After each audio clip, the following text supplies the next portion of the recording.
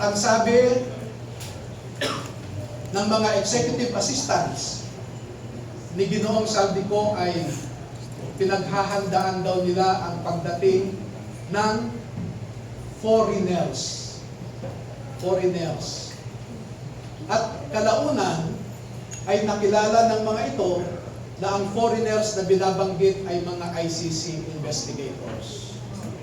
At nakapaloob dito na ang ginawa nila ay mag-interview ng mga witnesses na ipinapaarating sa kanila ni Sunny Trillanes.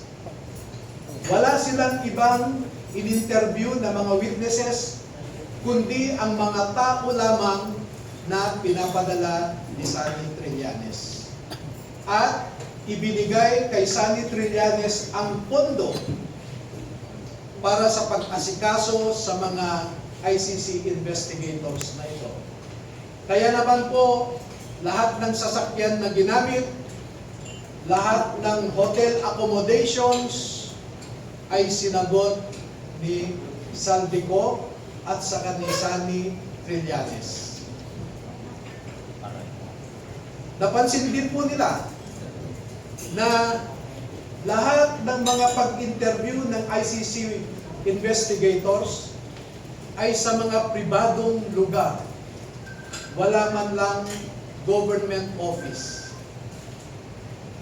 At makikita po ninyo ang madalas na pag-deliver nila ng mali-maleta at minsan mga paper bags naman na mga pera patungo sa mga nag-aalaga sa ICC investigators. Lahat ng pagkain nila, lahat ng ginamit nilang sasakyan, lahat ng hotel, lahat ng mga condominium units ay sinagot ng grupo ni Sunny Trillanes at saka ni Saldico. At bilang isang abogado po ay nababahala ako dito.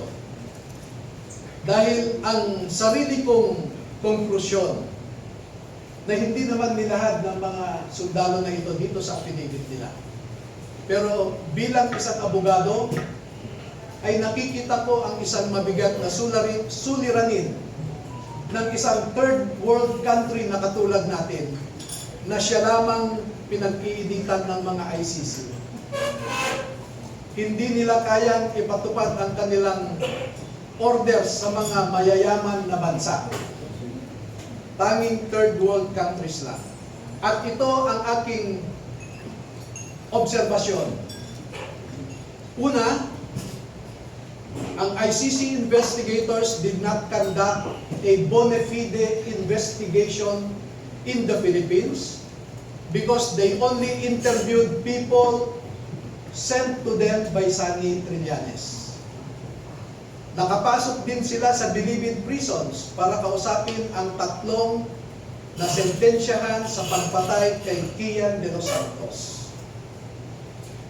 Meron din silang kinausap na mga di umano ay EJK victims' families sa bahay Kalinga ni Father Flavie Villanueva.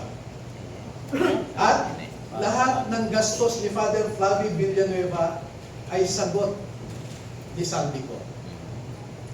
Number 2, dahil December 2023 lang unang pumunta ang ICC investigators sa Pilipinas, ay hindi nakakaduda that the ICC investigators manufactured the existence of ICC jurisdiction in the Philippines because the residual jurisdiction of ICC ended in March of 2019 or 1 year after the Philippines deposited its articles of withdrawal in the United Nations. Number 4, the ICC investigators themselves committed graft and corruption. Dahil bakit hinayaan nilang lahat ng sasakyan, lahat ng pagkain, lahat ng accommodations nila ay sinagot ng mga tao na kilala naman nila na kalaban ng kanilang iniimbestigahan. At panglima, ang mandato ng ICC ay di umano protektahan ang human rights ng mga tao. Pero bakit hindi sila nagbigay o nirespeto ang human rights ng isang tao na kanilang iniimbestigahan sa pamamagitan sana ng pag-imbestiga ng mga ibang tao na hindi pinapadala ni Sunny Trillanes? So yan po ang buod ng kanilang affidavit.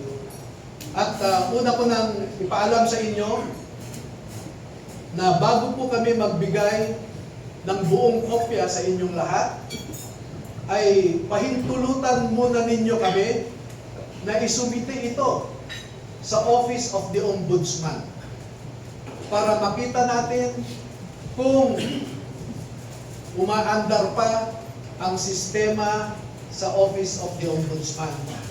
Dahil isa ang ngayon ombudsman natin na binanggit dito sa affidavit. Pangalawa, ay magsusumiti rin kami sa ICC mismo para malaman ng ICC ang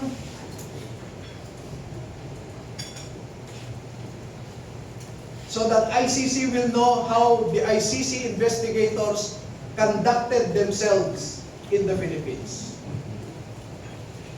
At panghuli ay magbibigay kami ng kopya sa lahat ng embahada ng mga bansa na kasapi sa ICC para malaman nila kung paano gumalaw ang ICC. Alam naman natin na bawat bansang miyembro dyan ay nagpo-contribute sa ICC. Pero katulad ng kino-contribute nila, ang mga litrato na naipakita ko sa inyo ay makikita ninyo kung saan pumupunta ang ating mga buwis. Now you know where our taxes go. Now you know at least where our taxes went. Maraming salamat po at magpapaunlak po kami ng katanungan at kung maaari ay 10 lamang. Kasi alam nyo po, sa ngayon ay meron nang nakaabang sa labas na handang manakit o